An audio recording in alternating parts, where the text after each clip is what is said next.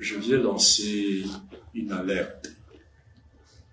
Une alerte parce que il y a un péril, un danger imminent que j'ai constaté à l'issue de mon séjour de 4 jours à Kirumba, à Kanyabayonga, à Kamandi Kikubo.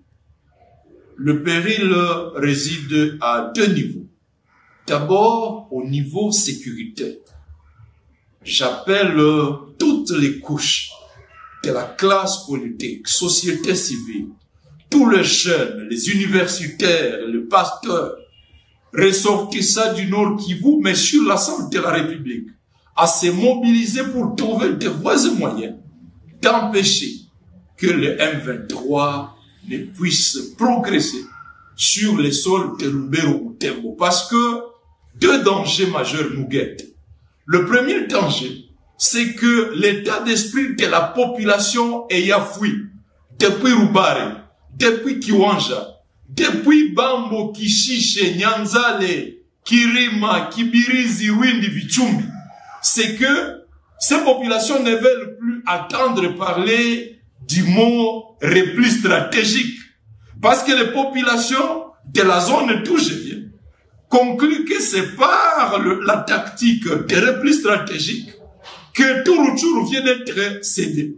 Et que si jamais ce mot était encore utilisé à Kirumba, Kanyabayonga, ce serait contraindre ces populations à abandonner la zone de Lubero Sud pour venir se concentrer à Butembo. Et dans cet état d'esprit, si rien n'est fait pour restaurer la confiance de la population vis-à-vis de l'armée et les rassurer que l'armée va lancer des offensives pour libérer Rutshuru et Masisi, il y a crainte d'une confrontation entre population et armée.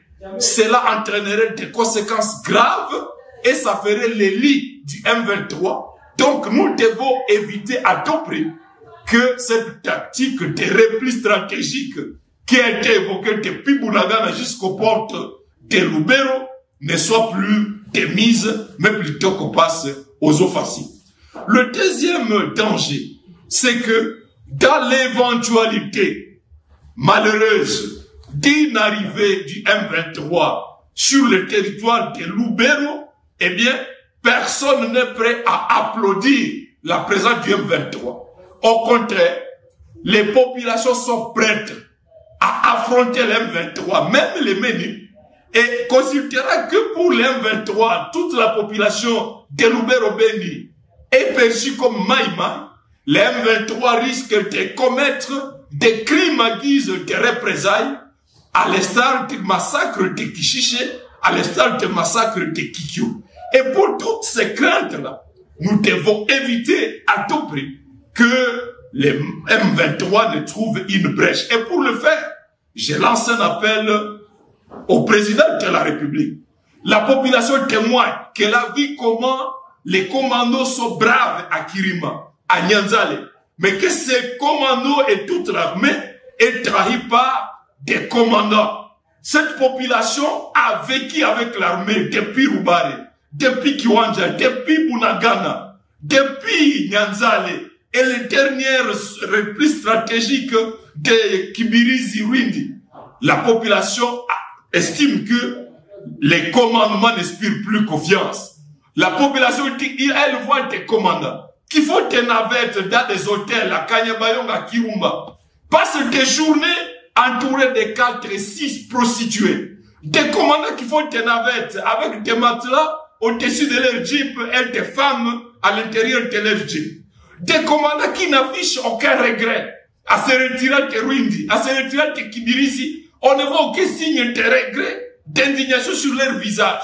Il faut nommer des commandants à la tête des troupes, des commandants qui vont afficher l'image de la guerre et motiver les troupes, motiver les volontaires. Avec ça, la population estime que l'M23 n'est pas du tout fort. Mais au plan humanitaire, enfin, il y a péril. D'abord, à Kanyabayonga comme à Kamandilak, les populations manquent de l'eau. J'ai été dans un quartier de Kanyabayonga. Les populations se réveillent à 2 heures, à 3 heures. une file de 500 personnes en train de se bagarrer pour réclamer que personne ne puise un bidon de 20 litres, qu'au contraire chacun prenne 3 litres. Et lorsque l'eau se termine, les populations partent puiser dans des rigoles de Kanyabayonga, des vallées, des rivières sales. Il y a risque de maladies diarrhéiques, il y a risque de typhoïde. Les femmes et les jeunes filles qui ne disposent pas de kit hygiénique, ne savent plus trouver de l'eau propre pour se laver, ce sont des dangers graves. Il faut que le gouvernement disponibilise des camions citernes pour amener de l'eau, de casser, de l'eau auprès de ces populations, trouver une formule pour amener de l'eau vers Kamandila qui serait à Talia pour éviter ces morts à cause de la carence d'eau. Et ici, j'invite le gouverneur militaire, au lieu de provoquer, d'exaspérer la colère de la population, par des prélèvements sans justification, tels que l'enregistrement pour vitres teintées. J'arrive, je suis à Butembo, comme à Goma. C'est une chasse à l'homme, on dirait des opérations contre des ADF. On exige $20 pour enregistrement. Amende 50 à $100. Et puis $10 pour parking.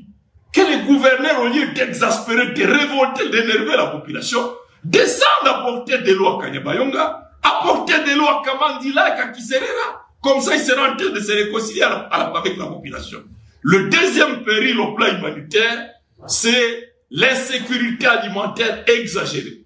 Étant donné que les axes d'approvisionnement de Kanyabonga Kirumba ont été bloqués pour amener des maïs, impossible de les ramener des Kibirisi, de Kiwanja, impossible de les ramener des poissons de Vichumbi. Du coup, la rareté des denrées alimentaires, les prix ont grimpé devant une population déplacée, démunie.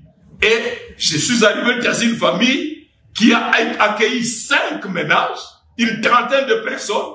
Ils ont fait 2 jours sans avoir trouvé à manger et ils étaient en train de faire de la bouillie juste pour les bébés.